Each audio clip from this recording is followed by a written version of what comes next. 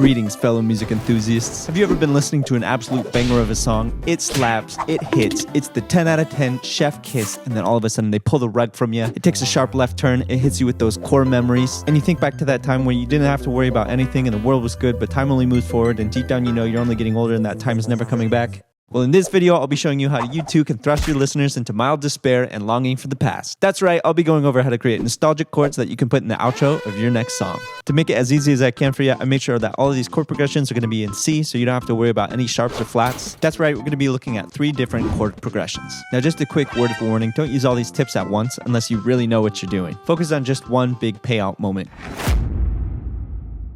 All right, let's get into it. The first one I called BVII, or in other words, that means flat 7. These are the chords I'm using: A minor, F major, D minor, B flat major, F major, and C major.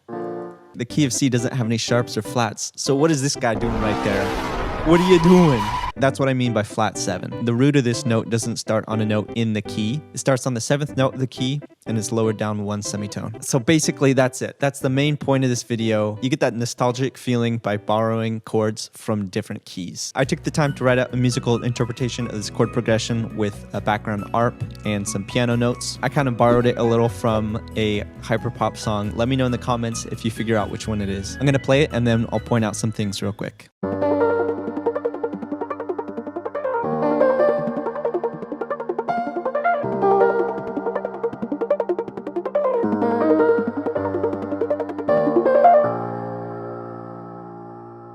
Now you may be thinking that sounds nothing like the piano chords I was playing earlier. That's because I'm playing the notes quickly. I'm outlining the chords in this one rather than just sitting on them, holding them out. But the notes I am playing are in the chords. I said the first chord is A minor, and we've got A, E, and C in the first chord. You may know an A minor chord as A, C, E, but your chords don't have to be that compact. Feel free to spread those bad boys out.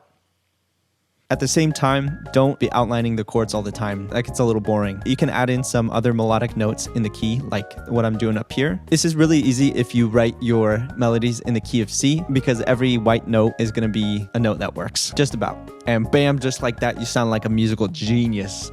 Musical genius. To recap, the payoff chord in this one is the flat 7. And to build that, you need to find your root key. Because I'm building it in C major, I know it is C. So C, and then you go down 2 semitones, and then you build a major chord. Yeah, so you just throw that chord somewhere in your chord progression. That's the flat 7. This next one is Ivy. And before we get into this one, I have a more serious note. If you or a loved one has had a traumatic jazz experience, you may find the next chord progression disturbing. Viewer discretion is advised. The chords in here are G7 sus4, F sharp diminished, F major add 9, F minor add 9, and C major.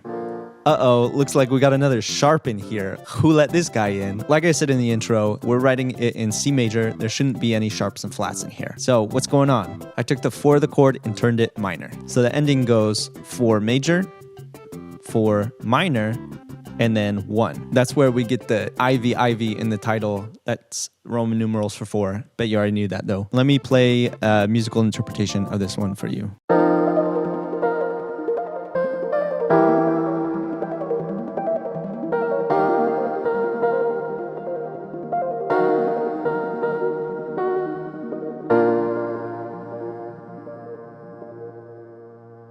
This one is technically called a minor 4 substitution, and I really like the sound of it. It gives it that nice happy sad feeling, the nostalgic end of a movie sound. So really quick, how you build that, you take the note of the key you're writing in, which is C major, and you go up 5 semitones.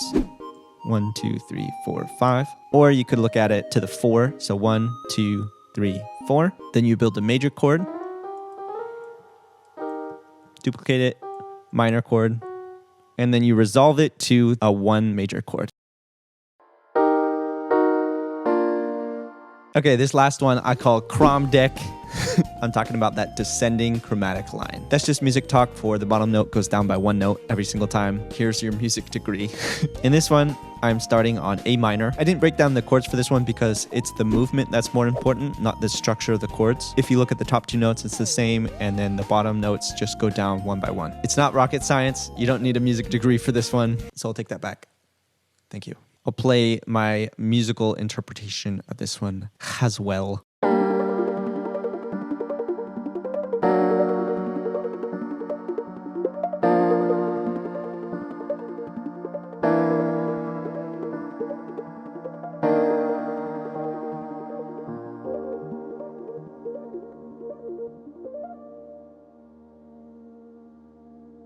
To wrap this one up, I would just say experiment by walking the bass down and holding like the top 2 notes. I found this one a while ago and it's kind of what inspired this video. And if you want to copy this one, it starts on the 6th, the A minor. So 1, 2, 3, 4, 5, 6.